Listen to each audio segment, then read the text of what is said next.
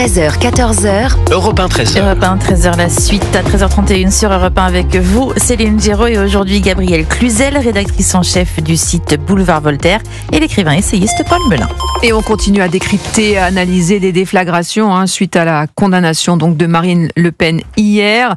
François Bayrou qui a donc estimé que la France est le seul pays où on fait ça. Il a dit ça hier lors d'une réunion avec les parlementaires du socle commun.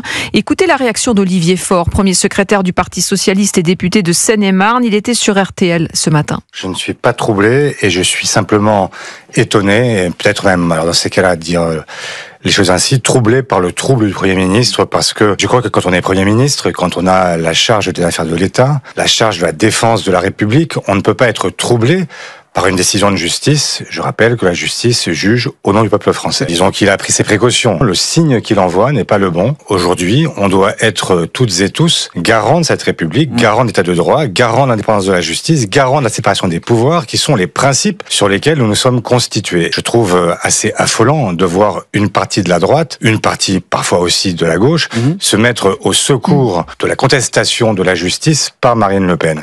Voilà la réaction de François Bayrou qui fait beaucoup parler.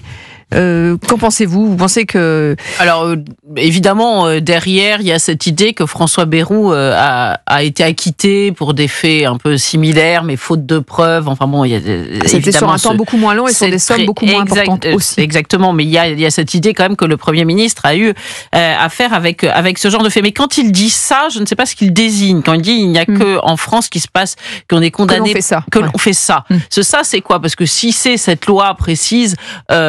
peut-être, mais ça, si cela désigne le fait d'écarter un candidat, c'est pas vrai, ça se fait bien ailleurs, et c'est du reste pour ça que Donald Trump, Giorgia Meloni, Viktor Orban, Monsieur Salvini, Geert Wilders, je sais pas comment on dit, et un certain nombre dans le monde ont réagi. C'est qu'en réalité, il y a une tentation totalitaire dans nos démocraties à l'endroit des populistes, avec cette idée que le peuple ne sait pas ce qu'il fait quand il vote pour les populistes, donc il faudrait presque le mettre sous tutelle démocratique. Et ça passe par plusieurs étapes. Il y a la diabolisation, le cordeau sanitaire, et in fine, quand tout ça a été épuisé, eh bien, il y a la tentation judiciaire. En anglais, ça porte un nom, ça s'appelle le lawfare. C'est l'instrumentalisation de la justice à des fins politiques. Et ça, pardonnez-moi, mais l'exemple roumain a été quand même patent. L'élection a été annulée, puis il a été interdit de se présenter. Et comme par hasard, ça touche toujours des candidats étiquetés populistes. Et est-ce que cette phrase, Paul Melun, qui,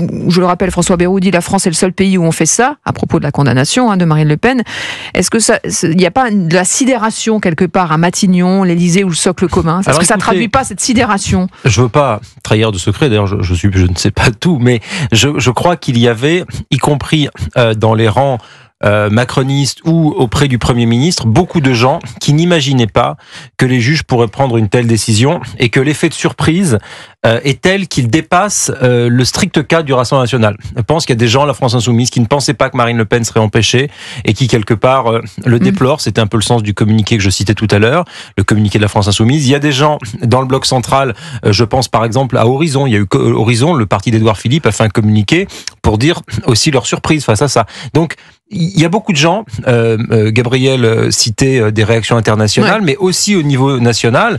Jacques Attali, par exemple, qui a dit que c'était un problème aussi pour la démocratie. Il y a beaucoup de gens qui sont bien hors et qui sont des adversaires politiques de Marine Le Pen, qui constatent que empêcher une candidate qui fait 34 à 37% des voix au premier tour de se présenter à une élection, là on tombe dans un problème de démocratie. Et ça va bien au-delà de tout le reste. Ceux qui croient, notamment certains progressistes, certains de gauche, certains du centre, qui croient qu'on peut empêcher Marine Le Pen, qu'on peut empêcher les populistes d'arriver au pouvoir par l'interdit, se comportent eux-mêmes comme les illibéraux qu'ils prétendent combattre. C'est-à-dire qu'ils imaginent qu'ils vont garantir la démocratie en s'asseyant sur la démocratie. C'est quand même assez original comme façon de voir les choses, non ? C'est-à-dire vous dites, bon, comme la souveraineté populaire dit quelque chose qui nous déplaît, eh ben on s'en fiche de la souveraineté populaire, on va la fiche à la poubelle. Comme quand on supprime C8, qui est une chaîne qui marche bien parce qu'il y a beaucoup de monde qui regarde, on dit on supprime parce qu'il y a du monde qui regarde, justement on supprime. Quand il y a le référendum de 2005 sur la Constitution européenne, on dit c'est quand même embêtant, les Français n'ont pas voté comme on voulait, on va quand même le faire passer. Donc vous voyez, tous ces dénis de démocratie successifs, ils sont très dangereux. Affronter les populistes, affronter Marine Le Pen politiquement, évidemment, c'est le jeu politique, mais pas devant les tribunaux, pas en empêchant les gens de se présenter. Si vous faites cela, vous ouvrez une boîte de Pandore qui s'appelle tout sauf la démocratie.